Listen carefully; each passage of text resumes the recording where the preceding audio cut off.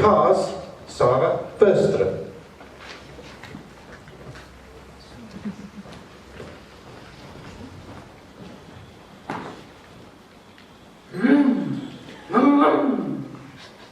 Mr. Contest Master, dear Toastmasters, let me take you on a joyride today, because I love driving cars. I like the smell of cars. I like the shape of cars. And I like the speed. I first learned driving in Germany. Nice and clean. Everybody followed the rules. On the Autobahn they said, "Close your eyes and go!" I have to say, I prefer to drive in Italy. Eyes wide open. Back home in Sweden, we all drive Volvos. You know that Volvo is Latin for I roll, which is old-fashioned lingo for I go with the flow. That's what we do up there. Cold winter nights, Volvo, Volvo. Everyone apart from me, because I don't have a car. Yeah, but I've solved this. I borrow cars from my friends. Now this can be slightly tricky, and since I've been doing this for some time, I have a few lessons to share with you today. Should you ever come to think of borrowing a car from your friends? First thing to remember is, if you borrowed a car, park it safely so that you can bring it back.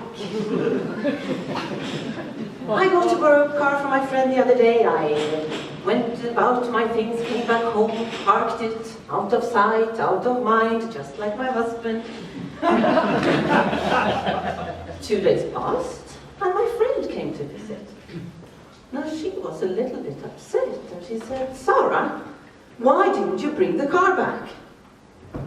And I go, "What car?"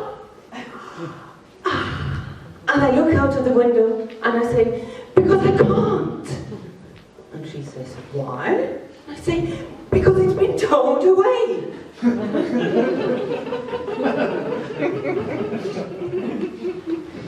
The other thing to remember is what the car looks like.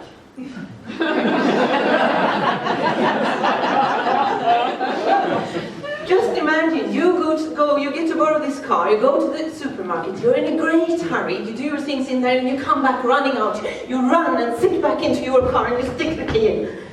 Or at least you try to, it doesn't really work. And now you see that sign with start, it says. You haven't seen that before, but you keep trying. And then you notice this man standing outside. He tries to communicate with you, but you keep trying. Then you look back, and you kind of look past the man, and you see, oh, there's another red car. Looks a lot more like the one I came in. Now you lean over to grab your bag of shopping, and you try to sneak out of the car without facing that man. But he is now talking to you, and he says, "Are you trying to steal my car?" You go, no, it's not what it looks like. I was just trying to get an upgrade.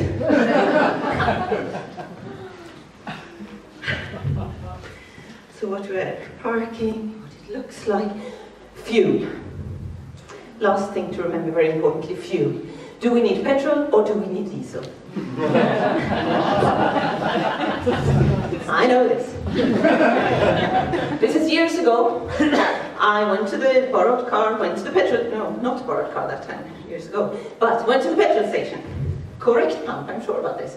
Took the hose, put the pistol into the hole, pressed the trigger, and no fuel came out. Okay, I try again, put it back. Take the hose, pistol into the hole, press the trigger. No, I'll have to ask for help. So I go into the petrol shop.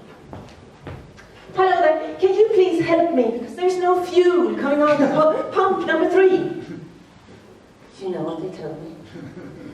They tell me, "Can you please wait in line?" And you know why? Now, because they're busy in there. They're busy making hot dogs. Yeah, and I have a lot of patience, but when at the petrol station, I need petrol, and I need to wait in line because they are busy making hot dogs, I get the jitters and I stomp out of that shop and I go back to my car because I am going to drive somewhere else where they have better service. And with me comes half the petrol station.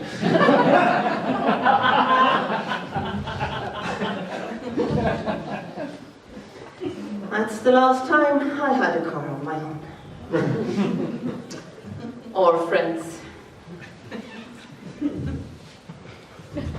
People have even started to accuse me a little bit. They say, Sarah, you only use cars when it's suitable to you and you don't want to face the costs and the hassle of owning it. I say, yeah. That's exactly how I figured it out. And then I can't help myself. I think, oh, where have those people been? What have they learned about basic personal security? Have they never been on an airplane? Don't they know you're supposed to put your own mask on first? And maybe slightly behind the point. So let's recap. What have we learned today? If you ever need to borrow a car, please do remember that you borrowed it, park it safely so that you can bring it back. Secondly, do also remember what it looks like. Trying to drive off in a stranger's car. There are better ways to meet new people. And lastly, if you find yourself out there driving, and for some reason your stress levels start going a little bit too high, have a break. Have a break and have a hot dog. Mr.